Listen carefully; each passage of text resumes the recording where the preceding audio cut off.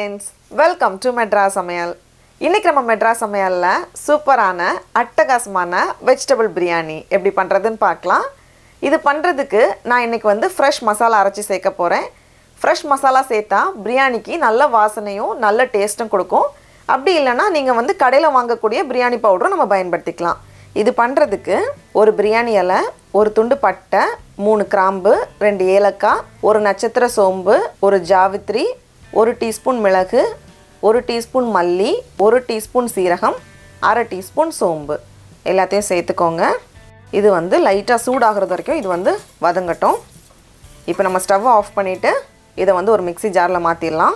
இந்த மாதிரி பவுடர் பண்ணதுக்கப்புறமா இதில் 4 பல் பூண்டு, ஒரு பெரிய துண்டு இஞ்சி சேர்த்துட்டு இதை மறுபடியும் அரைச்சிக்கோங்க. இப்போவே ரொம்ப நல்ல வாசனையாக இருக்குது. அடுத்தது நமக்கு ஃப்ரைட் ஆனியன் வேணும். அதுக்கு நான் இன்றைக்கி 2 வெங்காயத்தை நீளமாக வெட்டி வச்சுருக்கேன். இது கொஞ்சம் பொன்னிறானதும் எடுத்து வெளியே வச்சுக்கோங்க இந்த மாதிரி.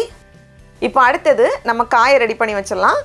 அதுக்கு ஒரு மிக்சிங் பவுலில் 1/2 கப் தயிர், கூடவே கொஞ்சமாக மஞ்சள் தூள், 1 டேபிள் ஸ்பூன் மிளகாய் தூள், நம்ம ஃப்ரெஷ்ஷாக அரைச்சி வச்சுருக்க பிரியாணி மசாலா கலந்ததுக்கப்புறமா இதில் 2 சின்ன சைஸ் கேரட்டை இந்த மாதிரி வெட்டி வச்சுருக்கேன் நீளமாக. கூடவே கொஞ்சம் காலிஃப்ளவர், 10 போல் பீன்ஸ் அதையும் நீளமாக வெட்டி வச்சுருக்கேன். ஒரு உருளைக்கிழங்கு, 1/2 கப் போல் ஃப்ரெஷ் பச்சை பட்டாணி, அப்புறமா கொஞ்சம் பன்னீர் எடுத்திருக்கேன். பன்னீர் சேர்க்கணுன்னு அவசியம் இல்லை, இல்லாமையும் பண்ணலாம். 3 பச்சை மிளகாய், கொஞ்சம் மல்லி இலை, கொஞ்சம் புதினா இலை, கூடவே நம்ம பொரிச்சு வச்சுருக்கோம்ல வெங்காயம், அதுலேருந்து கொஞ்சம் சேர்த்துக்கோங்க. 1 டேபிள் ஸ்பூன் எண்ணெய், கடைசியாக தேவையான அளவு உப்பு எல்லாத்தையும் சேர்த்துட்டு நல்லா கலந்து வச்சுக்கோங்க. காயெல்லாம் சூப்பராக மேரினேட் பண்ணியாச்சு. இது கொஞ்ச நேரம் ஊறட்டும் இருக்கட்டும். அடுத்தது நம்ம சாதத்தை வேக வச்சிடலாம். அதுக்கு நான் இன்றைக்கி 1 கப் பாஸ்மதி அரிசி எடுத்திருக்கேன். அதை 30 நிமிஷம் போல் ஊற வச்சுருக்கேன் தண்ணியில். ஒரு பேனில் 1 டேபிள் ஸ்பூன் எண்ணெய் சேர்த்துக்கோங்க.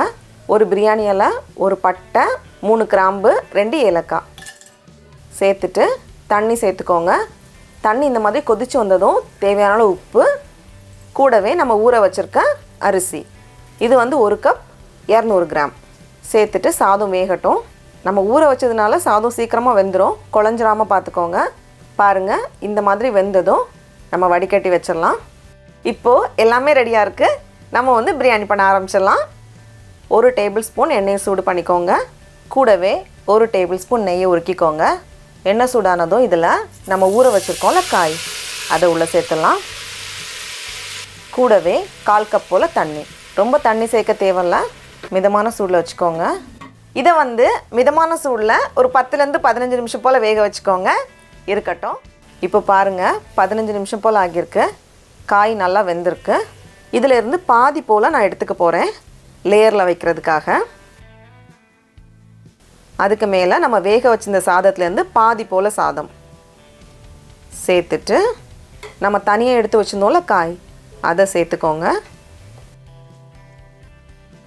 அதுக்கப்புறமா கொஞ்சம் புதினா இலை, கொஞ்சம் மல்லி இலை, கொஞ்சம் பொரிச்ச வெங்காயம், மீதி இருக்கிற சாதம், கொஞ்சம் புதினா இலை, கொஞ்சம் மல்லி இலை, கொஞ்சம் பொரிச்ச வெங்காயம், கடைசியாக நல்ல கலர் வர்றதுக்காக கொஞ்சம் குங்குமப்பூவை பாலில் ஊற வச்சு எடுத்திருக்கேன்.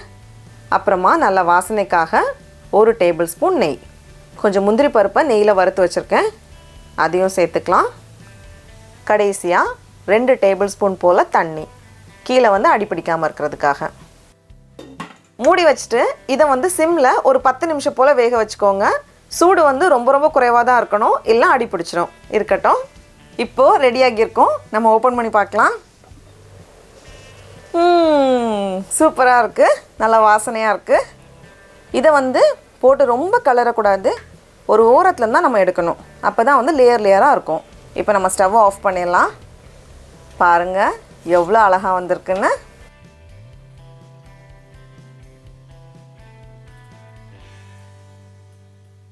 டடா, நம்மளோட சுவையான வெஜிடபிள் பிரியாணி ரொம்ப ரொம்ப சூப்பராக தயாராகிடுச்சு. இதை இப்போ நம்ம டேஸ்ட் பண்ணி பார்க்கலாம்.